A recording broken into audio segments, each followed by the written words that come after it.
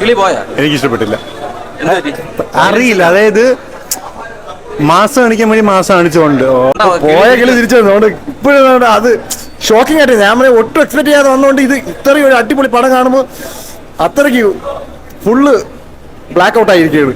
കില്ലൊക്കെ എന്തോന്ന് ബ്രോ, കില്ലെന്നും ഒരു തേങ്ങയല്ല, ഇത് അതിന്റെ അപ്പുറമാണ്, കില്ലിന്റെ അപ്പനായിട്ട് വരും. ഇത് ചോരപ്പുഴയാണ്, ഫുൾ ചോരപ്പുഴയാണ്. എനിക്ക് തോന്നുന്നില്ല നോർമൽ ഫാമിലി ഓഡിയൻസ് കണ്ടിരിക്കാൻ പറ്റുമെന്ന് തോന്നുന്നില്ല, പക്ഷെ ഭയങ്കര രസമാണ്. ഞാൻ പറഞ്ഞ കൂടിപ്പോ എന്റെ പേഴ്സണൽ ഒപ്പീനിയൻ, ഞാൻ പറഞ്ഞ ചിലപ്പം കൂടിപ്പോ. പറഞ്ഞോ, കിളി പോയാ എനിക്ക് ഇഷ്ടപ്പെട്ടില്ല. എന്താ പറ്റി?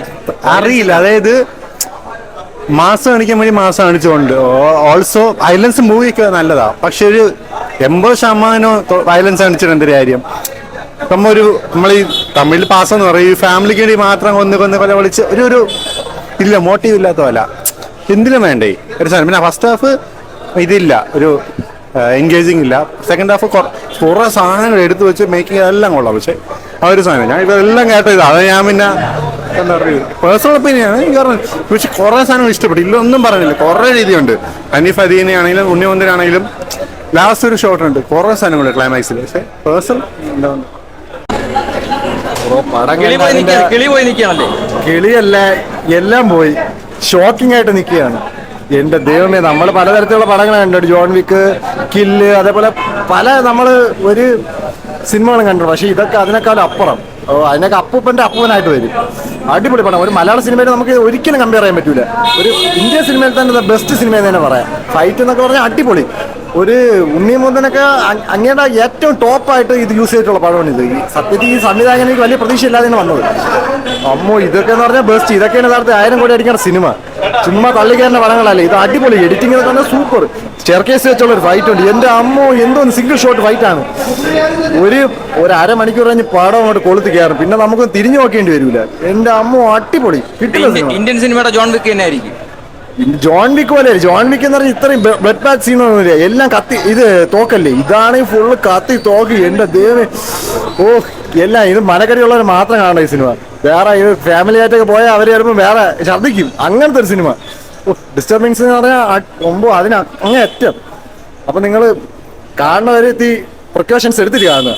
കിളി തിരിച്ചു വന്നില്ലല്ലേ, പോയ കിളി തിരിച്ചു വന്നോണ്ട് ഇപ്പോഴും അത് ഷോക്കിംഗ് ആയിട്ട് ഞാൻ ഒട്ടും എക്സ്പെക്ട് ചെയ്യാതെ വന്നോണ്ട് ഇത് ഇത്രയും ഒരു അടിപൊളി പടം കാണുമ്പോൾ അത്രയ്ക്ക് ഫുള്ള് ബ്ലാക്ക് ഔട്ട് ആയിരിക്കുകയാണ്. പടം ഒരു രക്ഷയില്ല ബ്രോ, എല്ലാരും പോയി കാണുക. നമ്മള് ഒരുപാട് തരം ഫൈറ്റ് സീക്വൻസ് ഒക്കെ ഉള്ള മൂവി കണ്ടിട്ടുണ്ട്, പക്ഷെ ഇത് ടോപ്പ് 1 ആണ്. ഇപ്പൊ ഇന്ത്യൻ ഫിലിമിന്റെ ഹിസ്റ്ററി തന്നെ ഇത് ഇത്രയ്ക്ക് ഒരു വയലൻസ് മൂവി എന്റെ ലൈഫിൽ ഞാൻ കണ്ടില്ല. ഞാൻ അത്യാവശ്യം നല്ലപോലെ മൂവീസ് കാണുന്ന ഒരാളാണ്. അപ്പൊ ഇത്രയ്ക്കും വയലൻസ് ഉള്ളൊരു ഫിലിം എന്റെ ലൈഫിൽ ഞാൻ കണ്ടിട്ടില്ല, അതായത് ഇന്ത്യൻ ഫിലിംസിൽ. അതായത് ഇപ്പൊ ഉണ്ണിമുന്തന്റെ എന്ന് പറഞ്ഞാൽ ഈ പടത്തോടു കൂടി ഉണ്ണിമുന്തന്റെ റേഞ്ച് മാറും. സീരിയസ്ലി നമ്മള് KGF കാണുന്നില്ലേ, ആ ഒരു വൈബാണ് പുള്ളിയെ കാണുമ്പോൾ. എന്ന് പറഞ്ഞാൽ പുള്ളി കൊണ്ടുപോയി പടം, ഒന്നും പറയില്ല. അതായത് പിന്നെ ഒരു കാര്യം, മനക്കട്ടി ഉള്ളവർ മാത്രം കാണുക. ഒരുപാട് മറ്റേ ചോരപ്പുഴ ഒരുപാടുണ്ട്, മറ്റേ ബ്ലഡ് റഷും കാര്യങ്ങളും ഒരുപാടുണ്ട്. പിന്നെ ഒരുപാട് വയലൻസ് ഉണ്ട്, ബ്രൂട്ടാലിറ്റി ഉണ്ട്.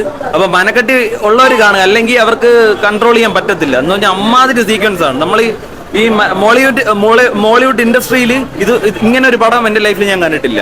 ഒരു രക്ഷയില്ല.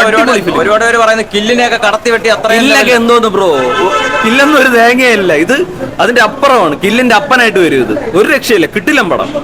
മാക്സിമം നിങ്ങൾ എല്ലാവരും പോയി കാണുക, വിജയിപ്പിക്കുക. നമ്മളെ ഇപ്പം ഒരുപാട് പേര് പുഷ്പയൊക്കെ അടിച്ച് പൊക്കുന്നില്ലേ, പുഷ്പയൊന്നും ഒന്നുമില്ല. മാസ് പടം കാണണമെങ്കിൽ ഇത് പോയി കാണുക. നമ്മളെ മോളിവുഡില് ഒരു ബെഞ്ച് മാർക്കാണ് ഈ ഫിലിം. തിയേറ്ററിൽ തീ മാറും, തീ വാറും. സെക്കൻഡ് ഹാഫില് ആ ലാസ്റ്റ് ഫൈറ്റ് സീനിലൊക്കെ ഉള്ള സൂപ്പർ സാധനം. എല്ലാരും കാണണം, തിയേറ്ററിൽ ഒന്ന് കാണണം, തിയേറ്ററിൽ കാണാനുള്ള സാധനം. ഇവര് പറഞ്ഞ പോലെ മലയാള സിനിമയുടെ ഏറ്റവും വലിയ വയലൻസ് ഉള്ള പടം തന്നെയാണ് ഇത്. കൺഫേംഡ് ആണ്, കൺഫേം. ഞാൻ ഇതുവരെ മലയാള സിനിമയിൽ ഇതുപോലൊരു വയലൻസ് ഇതുവരെ കണ്ടിട്ടില്ല. അടിപൊളി സാധനം. എല്ലാരും കില്ലിനപ്പുറമാണെന്നൊക്കെ പറയുന്നുണ്ട്. കില്ല് സിനിമയെക്കാട്ടി വലിയ അതിനപ്പുറമാണെന്ന് ചോദിച്ചാൽ അത് രണ്ട് രീതിയിലുള്ളതാണല്ലോ. ഇതിനെ വെച്ചാൽ ഫാമിലി ആയിട്ട് അവരെ കൊല്ലുന്നത് അങ്ങനെ സംഭവങ്ങളൊക്കെ ആണല്ലോ. അപ്പൊ അത് കണ്ടിരിക്കാൻ ഒരു ചെറിയ അറപ്പ് തോന്നും. എങ്കിലും അടിപൊളി സിനിമ, ഒരു രക്ഷയില്ല. പക്ഷേ വിചാരിച്ച പോലെ പ്രോപ്പറായിട്ട് ഒരു എൻഡിങ് ഇല്ല. ആ കുഴപ്പം മാത്രം. പടം കണ്ടേരെ കിളി തിരിച്ചു വന്നില്ല എന്ന് തോന്നുന്നു. ഉണ്ണിമുന്തന്റെ ഒരു കിടിലൻ കംബാക്ക് ഉണ്ടായിരുന്നു. ലാസ്റ്റ് കംബാക്ക് എനിക്ക് നല്ല ഇഷ്ടം. ആക്ഷൻ ഇന്ത്യൻ സിനിമ ഇങ്ങനെ വയലൻസ് കണ്ടിട്ടില്ല, അത്രയ്ക്ക് വയലൻസ് ആണ്. ഫസ്റ്റ് ഹാഫ് ഒരു ആവറേജ് ഫീൽ ആയിരുന്നു, പക്ഷെ സെക്കൻഡ് ഹാഫ് അടിപൊളിയായിരുന്നു. ചോരപ്പുഴയാണ്, ഫുൾ ചോരപ്പുഴയാണ്. എനിക്ക് തോന്നുന്നില്ല നോർമൽ ഫാമിലി ഓഡിയൻസ് കണ്ടിരിക്കാൻ പറ്റുമെന്ന് തോന്നുന്നില്ല, പക്ഷേ ഭയങ്കര രസമാണ്. ഇങ്ങനെ വേണം വയലൻസ് കാണിക്കാൻ. ഒരുപാട് പേര് പറയുന്നുണ്ട് കില്ലിന്റെ അപ്പനായിട്ട് വരുമെന്ന് പറയുന്നുണ്ട്. അങ്ങനെ കില്ലിനെക്കാട്ടും മീൻസ് റോ ആയിട്ട് കാണിച്ചിട്ടുണ്ട് ഫുള്ളായിട്ട്.